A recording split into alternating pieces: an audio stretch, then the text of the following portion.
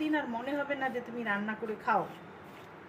তো সেই ক্ষেত্রে আমি যেমন চিংড়ি মাছটাকে আগে ছাড়িয়ে গুছিয়ে পরিষ্কার করে তাকে কিন্তু হলুদ, শুধু হলুদ, নুন নয়, হলুদ মাখিয়ে ডিপ ফ্রিজে গতকাল রেখে দিয়েছিলাম।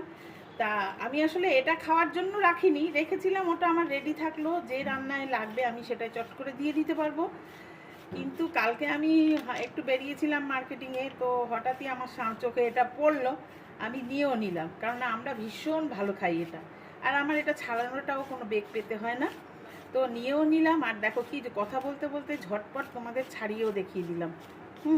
এই দেখো কতগুলো ছাড়িয়েও রেখেছি। আর দেখো এই যে ছাড়ানো হয়ে গেল, ছাড়িয়ে এবার কত ঝটপট ছাড়ানো হয়ে যায়। দেখো এইটা ছাড়ানোর জন্যই কিন্তু অনেক বন্ধুরা খাও না, একবার এরকম করে দেখো, দেখো কি সহজে হয়ে গেল। এরকম একটা লম্বা জায়গায় পেতে নিয়ে ছুরি দিয়ে একটু গা চেঁচে নিয়ে দেখো ঝট করে